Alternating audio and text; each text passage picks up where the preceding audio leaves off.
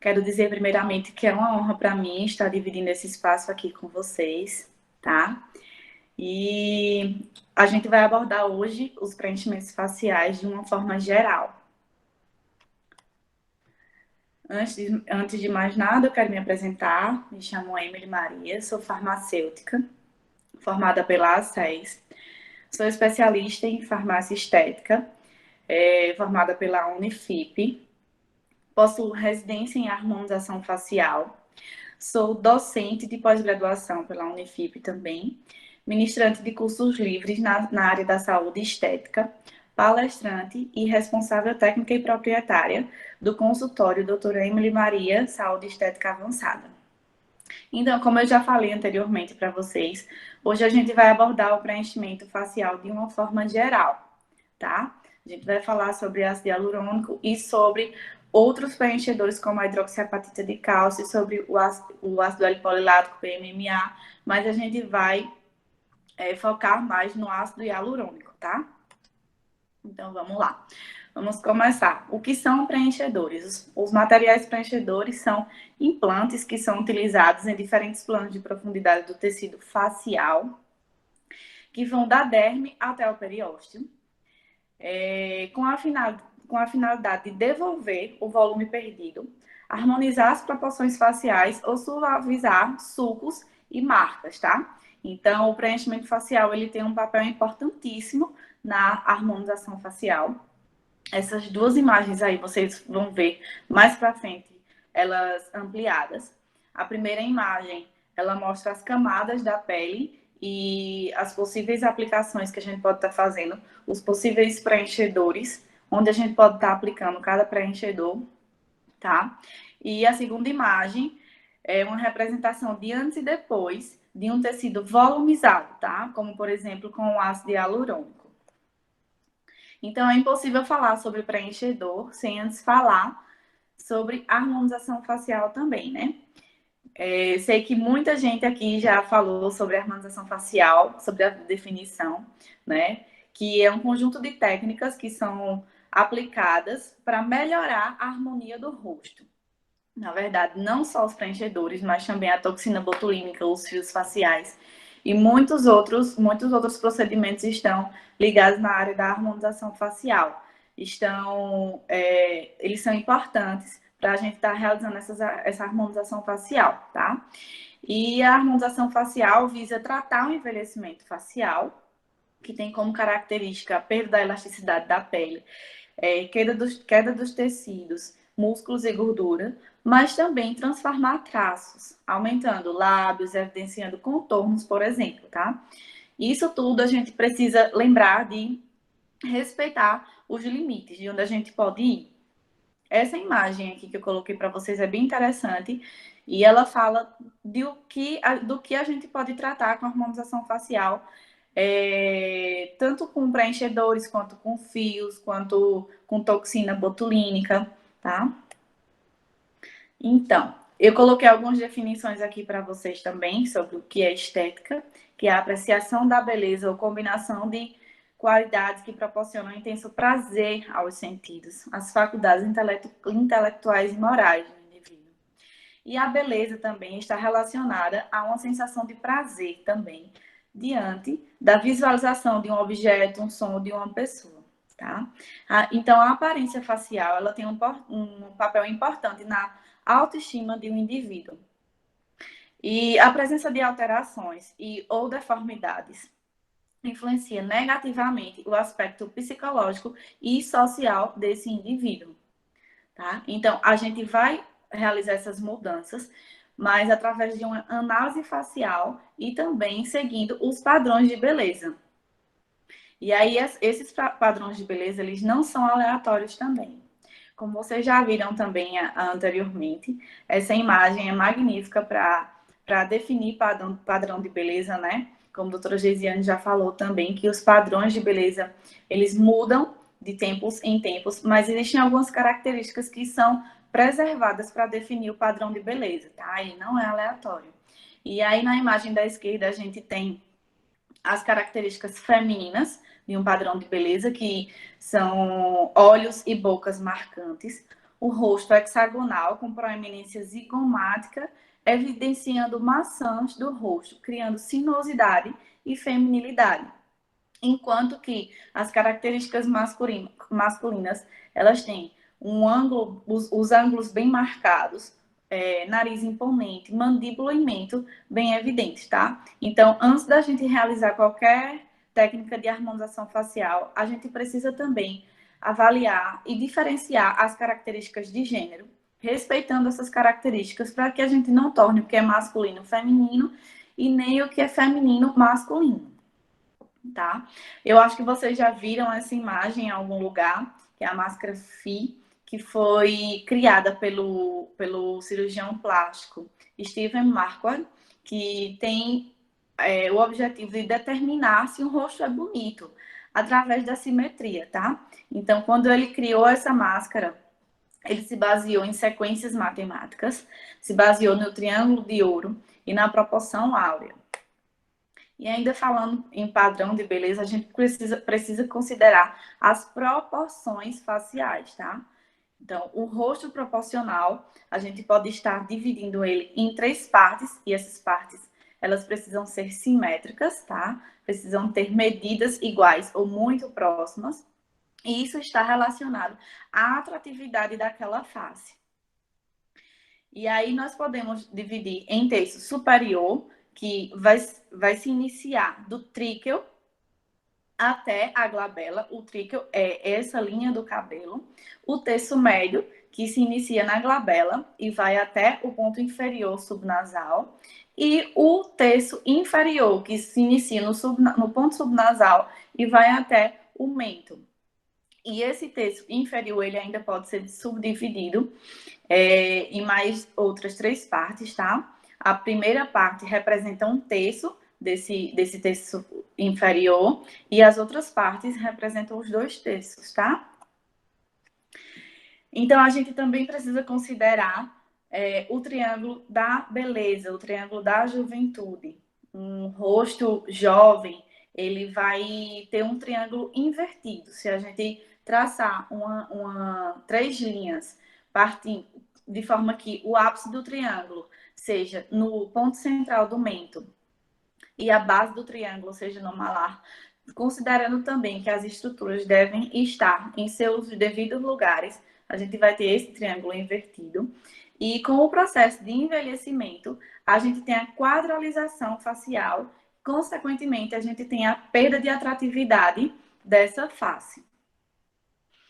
E aí, essa perda da atratividade, ela vai se dar por modificações de estruturas da face, como, por exemplo, a redução de coxins gordurosos, com consequente perda de volume, como a gente pode notar da figura 1 para a figura 3, tá? A gente vai perdendo à medida que vamos envelhecendo ou com o processo de emagrecimento. Isso também acontece.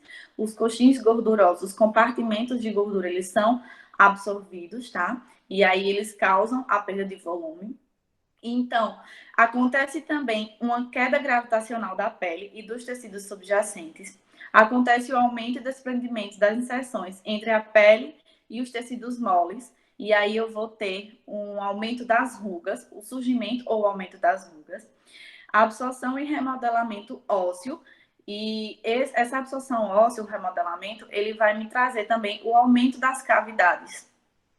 Vou ter também expansão de rugas da órbita, flacidez de pálpebra, olhos fundos, expansão lateral das bochechas, com consequente aumento das dimensões do nariz. Podem observar que, à medida que nós vamos envelhecendo, não sei se vocês já pegaram uma foto de uma pessoa que era jovem e compararam com ela idosa. Podem ver que esse alargamento do nariz é bem considerável, tá? A gente também tem a absorção da maxila, com consequente pitose do nariz, lábio superior e bochecha, perda de volume labial também, reabsorção de mandíbula e mento. Então, essa imagem aqui, ela mostra bem o antes e depois, né, do deslocamento das estruturas com o processo de envelhecimento facial. Nas imagens da esquerda, vocês podem ver os coxins gordurosos em seus devidos lugares. E nas imagens da direita, vocês podem ver o deslocamento dessa gordura, tá? Através do processo de envelhecimento facial. Essa imagem aqui também representa bem, na primeira imagem, uma jovem com 35 anos, uma mulher jovem com 35 anos, com toda a sua estrutura facial no lugar. E à medida que ela vai envelhecendo, vai acontecendo essas pitoses dos compartimentos e também vão aparecendo sulcos, rugas, linhas e essas modificações vão piorando ao longo do tempo, como a gente pode ver na imagem da senhora de 75 anos. Então, a harmonização veio para a gente poder começar a aplicar técnicas tanto de volumização quanto reposicionamento e sustentação de algumas estruturas que vão trazer jovialidade ou rejuvenescimento para essas faces envelhecidas. Então, o preenchimento facial é uma das principais técnicas de rejuvenescimento facial, tá? E comparado a processos cirúrgicos, por exemplo, ele se apresenta como menor custo, recuperação mais rápida, ele se apresenta mais seguro, com resultados satisfatórios, menos indolor, tem o objetivo de rejuvenescimento, quanto de corrigir perda de volumes da face, restaurar contornos e minimizar rugas. Claro que existem casos que a gente consegue recuperar com os preenchedores, mas existem outros casos que a gente precisa estar avaliando, respeitando a face daquele paciente, e se realmente a gente vê que também é um processo que não cabe preenchedor, a gente precisa sim abrir o olhar para estar aplicando outras técnicas para melhor atender as expectativas e os resultados daquele paciente, tá? Então, eu posso dividir os preenchedores como sendo naturais e sintéticos. Como naturais, a gente tem o colágeno e a gordura. Os sintéticos, eu tenho o PMMA, o silicone, o ácido L-polilático, a hidroxiapatita de cálcio, como foi bem explicado aí por doutora Geisiane Xavier, que além de volumizador, é uma substância bioestimulante, tá? Eu tenho também o ácido hialurônico, que é o que a gente vai focar mais a partir de agora, tá? Então, o preenchimento facial, ele precisa também apresentar algumas características ideais. O meu biomaterial, ele precisa apresentar essas características, tá? Então, ele precisa ser biocompatível, ter uma durabilidade aceitável, baixo potencial de migração. Ele precisa ser também resistente à fagocitose, pouca chance de efeitos adversos, não ser doloroso, ser estável após ser injetável e apresentar uma razoável relação custo-benefício, tá? Eles também podem ser classificados como sendo permanentes, absorvíveis de longa duração ou semipermanentes, e também a gente tem uma terceira classificação que são os absorvíveis de curta duração. E aí eu coloquei alguns exemplos para vocês. Os permanentes, a gente tem o PMMA, o silicone, hidrogel, a hidroxiapatita e o ácido L-polilático, eles são semipermanentes ou de longa duração, e o colágeno e ácido hialurônico, eles são absorvíveis e de curta duração. Existem alguns fatores também que vão influenciar na durabilidade do meu procedimento, tá? Como o tipo de produto escolhido, a quantidade que foi injetada, o metabolismo daquele paciente também, a frequência de movimentação da área, como por exemplo, o preenchimento labial tende a ser absorvido mais rápido, tá? Até pela movimentação constante dos meus lábios, né? Da mastigação, da minha fala. O estilo de vida daquele paciente também vai influenciar e os fatores ambientais. Aqui eu coloquei para vocês a embalagem de cada representante, tipo do PMMA e do ácido L-polilático. Ele vem em ampolas, tá? Na forma de pó, e eles precisam ser reconstituídos antes de serem injetados. A gente tem também a hidroxiapatita de cálcio e ácido hialurônico. Ele já vem em forma de seringas. Eles vêm prontos para serem injetados na face do paciente. Mas A hidroxiapatita de cálcio, por exemplo, quando a gente quer bioestimular, a gente precisa também estar fazendo esse... Não consegue ver os slides. Tá conseguindo ver, Geisiane? Vocês estão conseguindo ver os slides?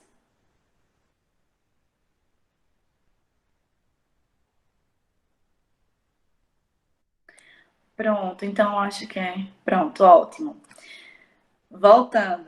A gente tem aqui 4 exemplos de preenchedores, tá? De acordo com cada classificação delas. Já falei sobre o permanente e o semi-permanente, que eles vêm em ampola, em forma de pó e precisam ser reconstituídos para serem injetados. A hidroxiapatita e o ácido hialurônico, eles vêm em uma seringa, vem pronto já para ser injetado. Como eu estava dizendo também, a hidroxiapatita, se a gente quiser essa bioestimulação em determinadas áreas, a gente precisa estar diluindo a hidroxiapatita para a gente poder estar aplicando esse bioestimulador ou preenchedor, tá? O ácido hialurônico, ele se apresenta em forma de gel, como a gente pode ver aí na terceira imagenzinha. E aí ele pode ser um gel menos viscoso ou mais viscoso. Isso está relacionado à reticulação dele. E aí a gente vai falar um pouquinho mais a partir de agora, tá? Essas são as principais marcas de ácido hialurônico que a gente tem disponíveis no mercado, tá? Como Restylane, Renova, Juvederm, a Perfecta e a Princess. Então, vamos falar mais um pouquinho agora sobre o preenchedor ácido hialurônico, que é uma substância produzida naturalmente pelo nosso organismo. Porém, ao longo do tempo, essa substância ela vai sendo perdida, ela vai sendo reduzida, tá? A produção dela vai sendo reduzida. E aí a gente vai tendo também a perda de turgor, de elasticidade da pele. Consequentemente, vai havendo o processo de envelhecimento, né? Então, o ácido hialurônico, ele apresenta as características mais próximas de um preenchedor ideal, tá? Fora que ele apresenta também alguns benefícios adicionais, como a hidratação e também o estímulo de colágeno secundário. Ele não é um bioestimulador potente como a hidroxiapatita de cálcio, por exemplo. Ele tem uma ação bioestimuladora secundária, tá? O principal objetivo dele realmente é volumizar e preencher. E ainda continua sendo material de escolha na harmonização facial. E a gente precisa também ter um olhar bem crítico quando a gente for utilizar ácido hialurônico, porque muitas vezes a gente vai utilizar aquele material em um suco nasogeniano, por exemplo, que a gente já está tendo uma queda bastante exacerbada ali, uma queda forte. E se a gente for preencher o suco, a gente vai trazer mais peso para aquela região. E eu vou explicar um pouquinho mais isso para vocês. Então, a gente tem que saber trabalhar também com ácido hialurônico, tá? É um polissacarídeo da família das glicosaminoglicanas, que é naturalmente presente na derme, como eu já falei, né?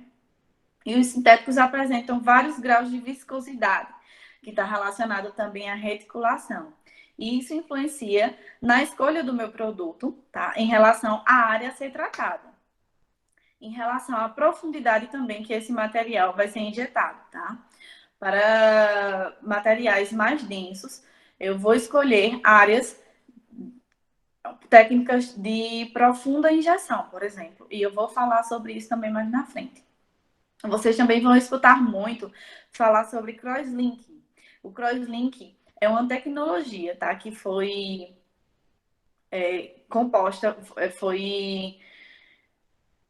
ela veio para facilitar, tá, o processo de reticulação. Ela veio ajudar o processo de reticulação a criar um gel estável, tá?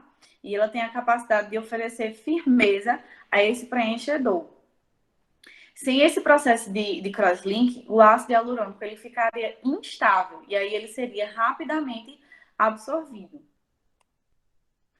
E aí eu separei aqui para vocês uma tabelinha de acordo com a reticulação, as características e a profundidade de cada preenchedor, de acordo com sua reticulação, que está relacionado ao seu grau de viscosidade.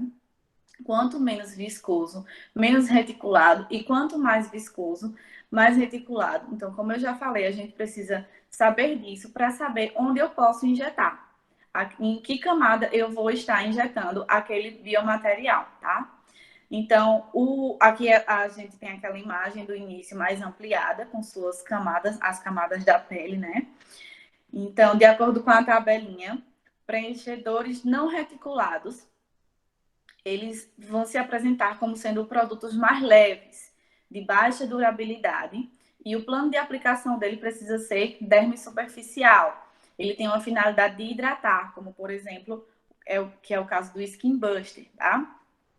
Os de baixa reticulação, eles são eles se apresentam mais viscosos do que os não reticulados, tá? E eles apresentam uma boa durabilidade. A profundidade ideal para ser aplicada é a derme média, e aí eu consigo estar tratando suco nasogeniano, os lábios, as olheiras, linhas de marionete, códigos de barra, por exemplo. Os de média reticulação são estruturas mais densas, são produtos mais duráveis também, tá? E o plano de aplicação dele, ideal, é derme profunda. A gente consegue estar tratando linha de marionete, lábios, suco nasolabial e malar, que é essa regiãozinha aqui, a região zigomática, tá? Alta reticulação são produtos de alta densidade, alta viscosidade. Então, eles também têm uma durabilidade maior. O plano de aplicação perfeito é subcutânea ou justa periósteo, tá? E a finalidade deles é tratar a linha de malar, a linha de o contorno de mandíbula, mento, projeção de mento e também a área de pré-maxila. Essa tabelinha aqui, ela é disponibilizada pelos representantes, tá? E ela vai dizer a característica de cada preenchedor desse, a cada área aplicada, cada camada ideal também desse preenchedor. Eles dão uma colinha pra gente, tá? Aqui eu tenho da Restilane e eu também tenho aqui da Renova. Então, quais as principais áreas de aplicações? Quais as principais técnicas? O que é que eu posso fazer com o ácido hialurônico? Eu posso estar tratando olheiras, tá? O aprofundamento de olheiras. Posso estar realizando a bioplastia de malar, tratando a área zigomática. Bioplastia nasal, eu consigo fazer a rinomodelação. Eu consigo também estar tratando o sulco nasogeniano, a bioplastia de mandíbula, rugas periorais, que são aquelas linhazinhas aqui que caracterizam o código de barra, o contorno e o aumento dos lábios e a bioplastia de mento. A gente consegue fazer projeção de mento também com o preenchedor ácido hialurônico, tá? Aqui é um videozinho do mecanismo de ação de um preenchedor, como, por exemplo, o ácido hialurônico. Vou botar aqui para que vocês consigam enxergar como é essa volumização. É bem interessante. Vou voltar para vocês aqui. A partir do momento que a gente injeta, a gente consegue preencher esses espaços vazios e melhorar os aspectos de linhas, rugas. E aí, antes de preencher, o que é que eu devo considerar? A gente deve ter um olhar crítico, sim, bastante cuidado em relação aos preenchedores, tá? A gente precisa dominar bem a anatomia de face. É fundamental que vocês dominem a anatomia de face. A gente precisa realizar uma anamnese bem detalhada de cada paciente. Cada paciente é único. A gente precisa avaliar o estado de saúde daquele paciente. Ter cuidado se ele faz uso de alguns medicamentos, como os anticoagulantes, tá? Então, a gente precisa saber se ele pode estar realizando aquelas técnicas, tá? Aquelas técnicas de preenchedor. A gente precisa fazer um registro fotográfico e de filmagem também, porque muitas vezes pode acontecer de o paciente já ter uma assimetria e aí ele só começar a notar depois que ele fizer o procedimento, porque aí ele fica olhando bastante, procurando coisa e aí ele vai começar a notar aquela assimetria, mas aí você está bem respaldado com o registro, tá? Então, é de suma importância para que se um dia quem tem... Gente, depois eu vou criar também no meu Instagram uma caixinha de pergunta para vocês, porque o tempo aqui é bem reduzido, tem outras palestras, e aí é interessante que a gente possa também fazer essa interação no Instagram, que aí eu posso estar respondendo para vocês com mais detalhes, tá bom? Como eu estava dizendo, me perdi aqui. Enfim, a gente precisa também avaliar, sim, do registro fotográfico. Então, se o paciente vier contestar, você tem a prova de que já aquela assimetria já existia naquela face, tá? A gente precisa avaliar a queixa principal do paciente. Em relação à solicitação de exames, você pode sim estar realizando a solicitação de exames, tá, do seu paciente antes de realizar o preenchedor. Isso é uma forma de lhe trazer segurança tanto para o profissional quanto para o paciente, tá?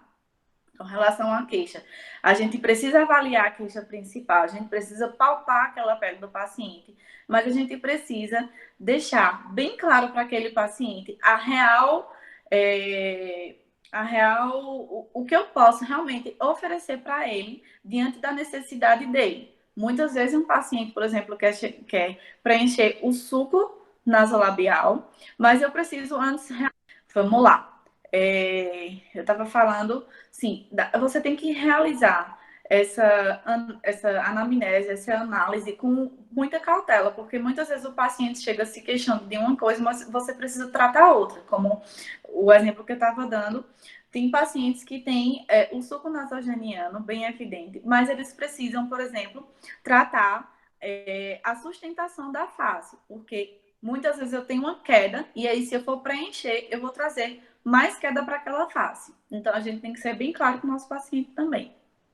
A gente precisa avaliar o melhor biomaterial para cada paciente, apresentar todas as informações e orientações pré e pós-tratamento, ter um termo de consentimento bem elaborado, ter o domínio sobre a técnica, estar com todos os materiais disponíveis, porque intercorrências podem acontecer e a gente precisa saber tratar e estar com os materiais disponíveis, tá?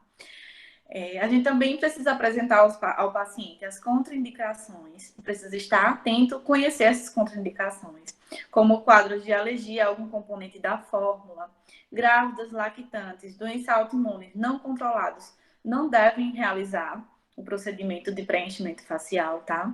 A gente deve considerar também dismorfias, tratamentos com AINE ou vitamina E, até pela possibilidade também de autossangramento, tá? A vitamina E, ela tem essa característica de aumentar a fluidez sanguínea. Implantes e também a predisposição à formação de queloides. A gente precisa estar atento se o paciente ele tem essa predisposição à formação de queloides, para a gente também não estar causando uma queloide no rosto do paciente. Em relação à aplicação, a gente tem que se certificar de todos os EPIs. A gente tem que realizar uma ótima asepsia e antisepsia naquele paciente. Realizar anestesia para trazer um conforto maior para esse paciente. E também fazer uma marcação correta antes de realizar a técnica de preencher. E o que considerar? A gente precisa considerar tudo, na verdade, né? Como eu já falei, a gente precisa ter o total domínio de anatomia de face. E essa imagem aqui me explica por quê. Olha só, como a gente tem várias artérias de grande importância na irrigação sanguínea da face. E essas artérias, elas estão por toda a face. Elas vão criando anastomose. Vamos ver aqui de baixo para cima. A artéria facial, ela vai subindo e se torna a artéria labial. Ela vai criando anastomoses até chegar em cima e se tornar outras artérias de grande importância na funcionalidade da nossa face. Inclusive, algum comprometimento dessas artérias pode me trazer vários problemas e causar, por exemplo, cegueira, tá? Eu vou falar para vocês um pouquinho sobre as complicações.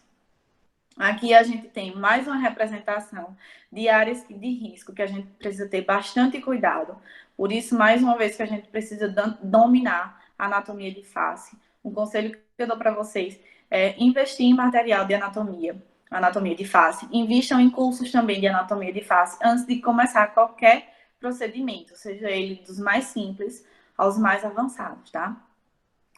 Em relação à glabela, que é essa região aqui, ó, a gente tem artérias de grande importância, como a artéria supratroclear, que é responsável também pela funcionalidade da minha visão.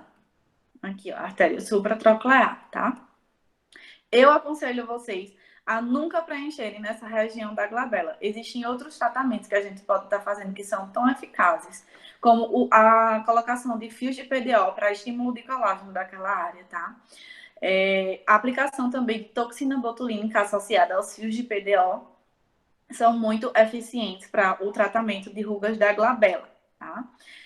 Ter bastante atenção na hora de preencher têmporas, suco nasolabial e nariz. A gente precisa ter bastante atenção. E algumas complicações que podem ocorrer obstrução vascular ou compressão, dependendo da quantidade de material que a gente vai injetar, a gente também pode estar comprimindo algumas artérias e comprometendo o funcionamento, trazendo isquemia, necrose e até cegueira, tá? Outras complicações podem acontecer, mas essas são algumas. A gente precisa considerar também o formato de cada rosto. Existem vários formatos de rostos, tá? Formato de coração, formato retangular, oval, quadrado, triangular, redondo. Então, a gente, através da análise facial, a gente precisa também observar as características do formato de rosto de cada paciente, tá? Existem vários tipos de injeção com ácido hialurônico que a gente pode estar fazendo, como a injeção retrógrada, a gente vai com a seringa ou com a cânula e volta depositando o material e retirando essa seringa. A gente também pode estar fazendo depósito de bolos, a gente insere a seringa ou o ácido hialurônico e à medida que a gente vai tirando, a gente vai deixando alguns bolos. A gente pode fazer a injeção em leques, a gente, pelo mesmo pertuto, a gente vai retrinjeta, vai retrinjeta, vai retrinjeta. A gente também tem a gente pode fazer linhas perpendiculares ou formato de hashtags, tá? A gente pode fazer também uma injeção anterógrada. A gente vai lá, deposita um bolos e sai diminuindo a quantidade de produto. Existe também a técnica de bolos, que é uma técnica eficiente para volumizar. E essa técnica ela precisa ser justa periósteo. A gente vai lá no periósteo, faz a aspiração, porque essa técnica, a maioria das técnicas utilizadas para fazer a injeção de bolos, elas precisam ser com agulha. Então, a gente vai lá, porque a cânula, você consegue, mas aí é mais difícil, tá? Então, a maioria é com agulha. A gente vai lá, ajusta periósteo, aspira, vê se não vê o sangue, vê se tá tudo bonitinho e depois injeta. A gente injeta bolos, como a técnica de MD Codes, que eu vou falar também um pouquinho para vocês. Existe também a técnica de torre, que a gente vai lá, injusta periósteo, deposita bolos e sai também fazendo a deposição de outros pequenos bolos. E a gente pode trabalhar com cânula ou com agulha para preencher, tá? No caso do ácido hialurônico. A diferença é que a agulha, ela tem um bisel ativo, tá? Ela é cortante. E a cânula, ela tem a ponta romba. Ela não consegue perfurar. Ela sai desviando dos tecidos da face. Porém, eu sei que existem algumas cânulas de calibres maiores, que são as 27G, por exemplo. Elas têm sim a capacidade de cortar. Então, a gente precisa estar bastante atento a isso, tá? E a escolha de cânula ou agulha vai depender do profissional executor e da área de tratamento e também da técnica que eu vou querer utilizar. Ao utilizar a agulha, é preciso realizar uma aspiração de pelo menos 19 segundos, tá? Por quê? ali eu me certifico de que eu não estou dentro de nenhuma artéria, tá? E que eu não estou injetando material dentro dessa artéria, tá? Então, isso é uma margem de segurança que a gente tem. A gente precisa fazer essa aspiração de pelo menos 19 segundos para se certificar de que está tudo certinho. Essa técnica é a técnica 8 point lift, é a técnica de Maurício de Maio, que ela tem uma aplicação supraperiosteal, a gente vai lá no periósteo, tá?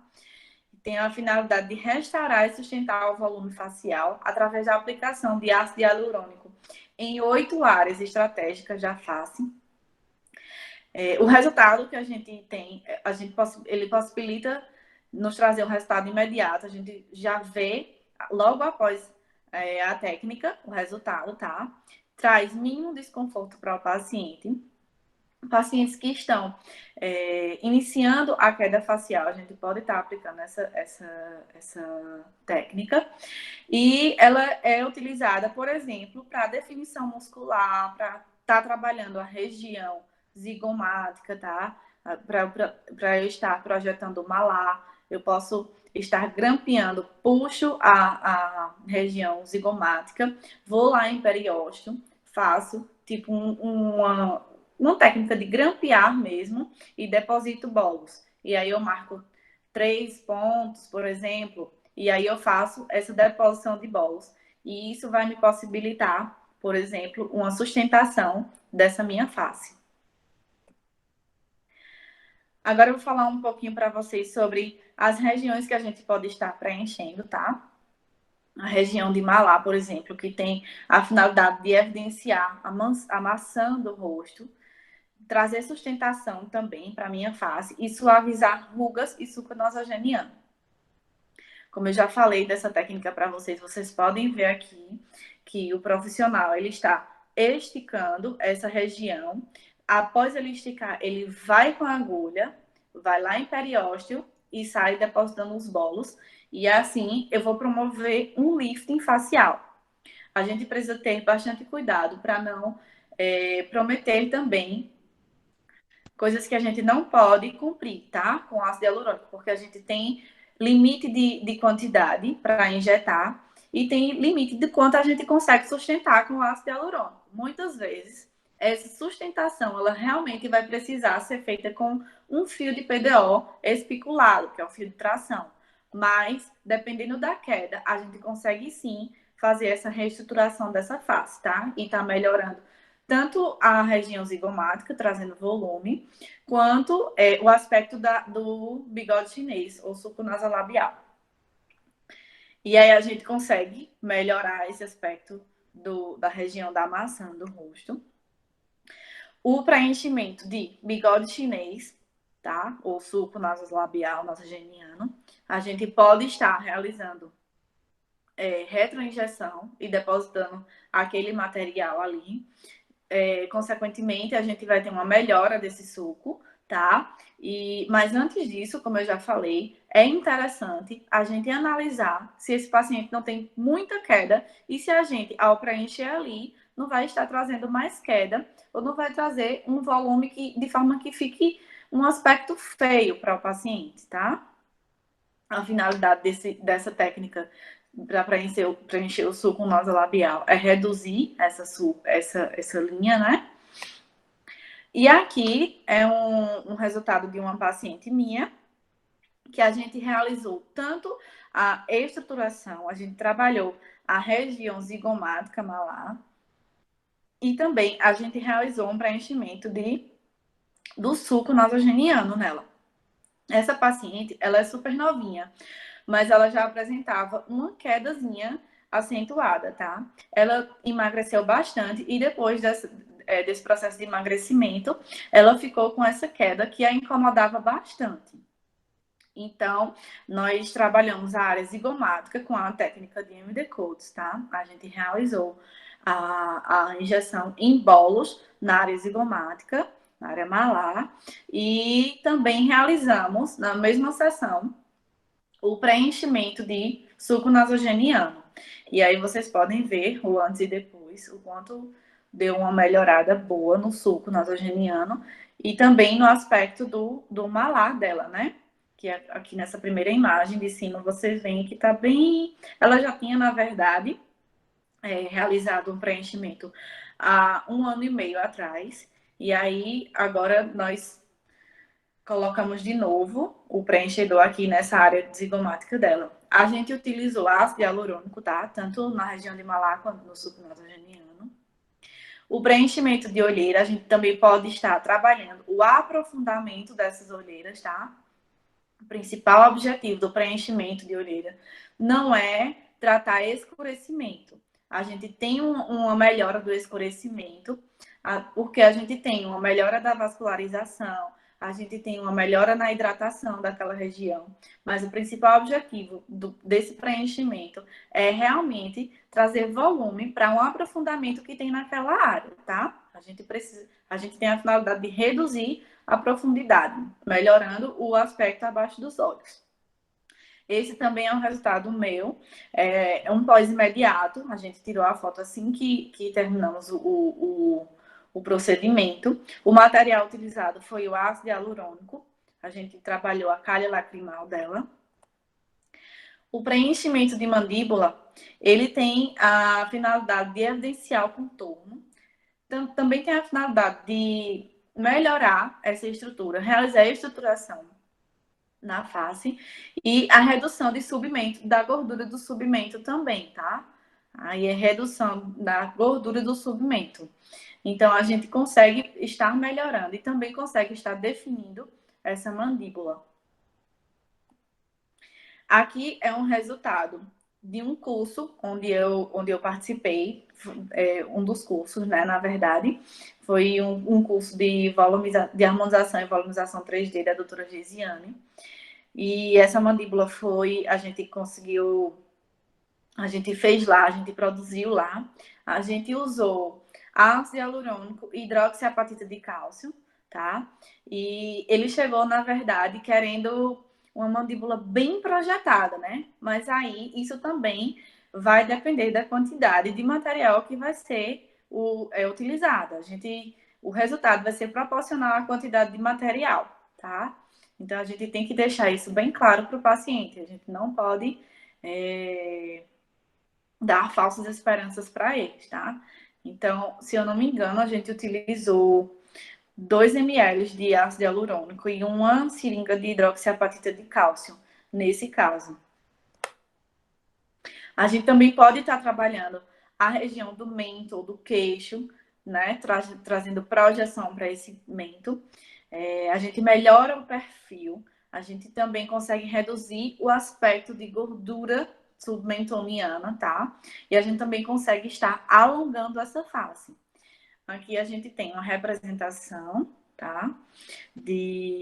Duas representações de uma paciente sem a projeção de mento e depois da projeção de mento. Inclusive, essa imagem aqui, ela também não tem a projeção, o contorno de mandíbula, né?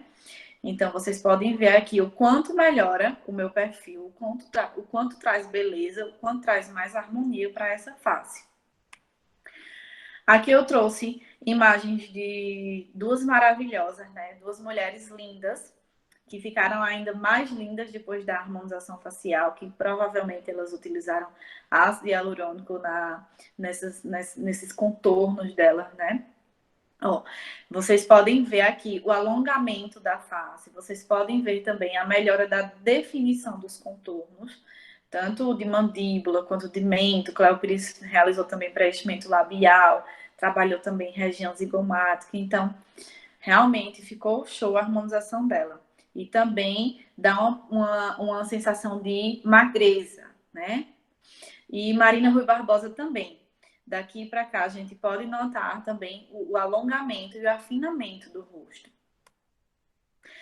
E o preenchimento labial.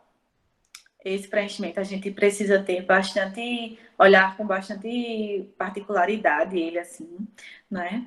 Que não é só chegar e depositar o material ali. A gente precisa conhecer também a anatomia do lábio, Tá? A gente precisa saber que existem, por exemplo, o filtro, o contorno, os tubérculos, tudo isso precisa ser preenchido de forma correta, com as quantidades corretas também, tá? A gente precisa fazer uma análise bem minuciosa do lábio para a gente não deixar o lábio com aspecto de pato, né? Não sei se vocês já ouviram falar, que fica parecendo um bico de pato, aquele aspecto reto, ou parecendo duas salsichas, uma por cima da outra, tá? Então, a gente precisa avaliar toda a estrutura, ó, do filtro, do arco do cupido, a gente precisa analisar os tubérculos, analisar toda a anatomia labial. Aqui nessa imagem vocês podem ver a diferença do antes e depois de um preenchimento. Aqui, onde ela não tem o arco do cupido, a gente não, né? A imagem mostra que após o preenchedor, a técnica de preenchimento possibilitou a formação do arco do cupido, que é essa voltinha aqui, ó. Os tubérculos também, né? E também a volumização. Então, o preenchimento labial, ele valoriza o terço inferior da face, tá? Ele traz também jovialidade para aquela face e traz também aquela aparência mais agradável para aquela face. Aqui uma representação tanto de preenchimento de contorno quanto de volumização, tá? Essas imagens foram tiradas de um livro. A gente também tem aqui a representação de algumas artérias super importantes que estão ligadas ao lábio, tá? Então, a gente precisa também ter bastante conhecimento anatômico dessas estruturas e a gente precisa ter cuidado para não obstruir nenhuma dessas artérias e não estar comprometendo o meu procedimento, o meu paciente, tá? Observem aqui, ó. No filtro, eu preciso ter bastante cuidado. Então, quando a gente for utilizar a agulha para fazer o filtro, por exemplo, a gente precisa sim estar realizando aspiração, precisa realizar essa aspiração, se certificar de que nada veio de sangue naquela minha aspiração, e aí eu posso fazer a minha injeção do produto. Estar atento também à quantidade de produto, tá, gente? Para a gente não exagerar e não estar trazendo algum problema para o meu paciente. Esse é um dos meus resultados também. Na primeira imagem, a paciente sem volume e com uma simetriazinha aqui, não sei se vocês conseguem notar. E aí ela queria realmente preencher, volumizar o lábio inferior. Ela também já tinha realizado com outro profissional o preenchimento labial. Ela tinha feito um ml, mas também já fazia um ano. E aí ela veio para que a gente pudesse estar renovando o preenchimento dela. E aí a segunda imagem é um pós-imediato, tá? Fica bem inchado, mas vocês podem ver, ó, as definições de arco do cupido, os tubérculos bem definidos também, tá? E aqui a terceira imagem é o resultado final após 30 dias, que ela voltou para avaliação e a gente fez um registro fotográfico. Notem também a melhora da assimetria aqui, ó, ela tem um afundamentozinho aqui e nessa imagem notem que melhorou. A gente utilizou ácido hialurônico, 1 ml nesse lábio. A gente também pode estar realizando com o ácido hialurônico a rinomodelação não cirúrgica, que é o preenchimento no nariz, né?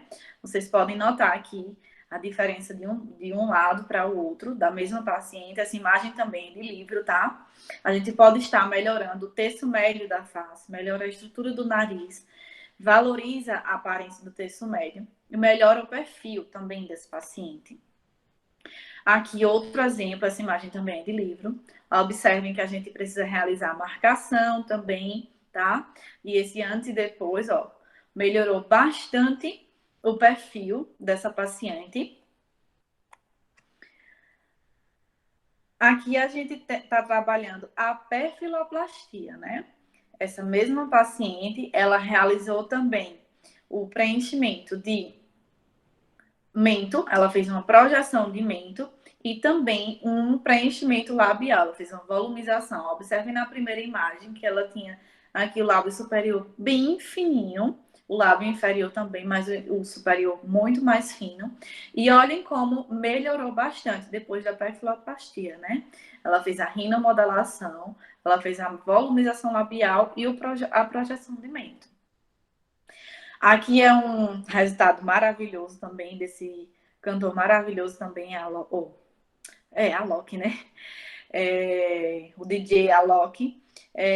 Ele fez a projeção de mento e também a projeção de mento e o contorno de mandíbula, né? Provavelmente ele fez outras coisinhas também, mas ficou muito bonito. Há quem não goste, há quem ache exagerado, mas na minha opinião ficou muito bonito o resultado dele. Kelly Key também realizou a harmonização facial, ela já era maravilhosa. E aí a gente pode ver os contornos da face, projeção de mento também, um volume labial e contorno. E aí a gente também pode ter algumas complicações com os materiais preenchedores, tá? Por isso também que a gente precisa ter bastante cuidado na hora de preencher. Aqui eu coloquei algumas imagens de intercorrências que podem estar acontecendo após a técnica de preenchimento facial, como oclusão vascular, equimose, efeito Tyndall, que é esse efeitozinho aqui, ó. Vocês estão vendo um volumezinho maior e ele é caracterizado também por ficar uma cor azulada onde preencheu. Granuloma, migração, acúmulo de material, infecções, assimetrias, ETIP, que é o edema tardio, insistente e persistente. Então, depois de muito tempo, eu posso sim ter alguns gatilhos que vão ativar esses edemas, tá? E aí vão ser ocasionados também pelo meu preenchedor, mas aí a gente não tem como controlar, a gente tem como remediar também. A gente tem como remediar, tá? Com o uso de alguns corticoides também. A gente pode estar trazendo como complicação ainda isquemia, necrose, cicatrizes, alergias e até cegueira, tá? Então não é brincadeira, gente. A gente precisa ter bastante cuidado. E como tratar? Eu não vou me aprofundar nisso, porque vocês vão ter uma palestra sobre manejo de complicações com preenchedores, tá? Vai ser a próxima ou depois da próxima. Vamos ver. Com a doutora Aline. E aí, eu venho trazer aqui para vocês essa enzima, que se chama hialuronidase, que ela também está presente no nosso organismo, mas a gente consegue sintetizar ela e ela degrada o ácido hialurônico. Ela tem esse poder de degradar o ácido hialurônico. Então, à medida que eu vejo que aquele meu paciente ele está tendo uma isquemia, antes dele desenvolver uma necrose, por exemplo, eu consigo tratar essa intercorrência se eu observar rapidamente que está acontecendo a isquemia, e aí eu vou ali com aquela minha enzima, que é a hialuronidase, injeto e consigo degradar aquele material, tá? E também eu posso estar realizando massagem, compressas, usos de aspirina. Em alguns casos, vão precisar de oxigênio hiperbárico, tratamento com ozônio e antibiótico. Só que para que eu determine cada tratamento, eu preciso avaliar também o grau de complicação que teve ali naquele local. Então é isso, gente. Foi um breve resumo sobre preenchedores, tá? É um tema muito complexo que precisaria de um dia todo falando, tá? Sobre preenchedores. É um tema que a gente precisa se aprofundar muito, ter muito, muito conhecimento em anatomia de face, tá? Antes de começar a realizar os preenchedores, eu indico para vocês que vocês façam bastante cursos, tá? Para vocês se tornarem experts e também vocês não trazerem complicações para os seus pacientes, apesar que as complicações vão existir, mesmo a gente tendo com maior cuidado, tá? Eu costumo dizer que não tem intercorrência não tem intercorrência só quem não faz, tá? Então, mas aí a gente pode estar melhorando nosso conhecimento e evitando bastante essas intercorrências. E também, se a gente souber tratar essas intercorrências, a gente vai se tornar um profissional completo e trazer segurança também para aquele paciente. Você não vai perder aquele paciente, tá? E preservar a sua imagem e a integridade da saúde daquele paciente. tá? E eu deixo uma mensagem aqui para vocês. A mente que se abre a uma nova ideia jamais voltará ao seu tamanho original, tá? Então estejam abertos também a novas ideias, a novos conteúdos. Não se peguem também, não se peguem só a um conteúdo, não se peguem somente a um tipo de técnica. Procurem novas técnicas, estudem bastante, tá? A gente sempre tem o que aprender, sempre, sempre, sempre. Vou deixar aqui o meu Instagram. E aí vocês podem estar entrando em contato comigo para sanar algumas dúvidas que vocês quiserem, tá? E qualquer coisa, estou aí. Tem meu e-mail também, tá bom? Assistam a próxima palestra, acho que é com a doutora Mariana Rios, é uma excelente profissional também. E não percam a de complicações, tá? Super importante.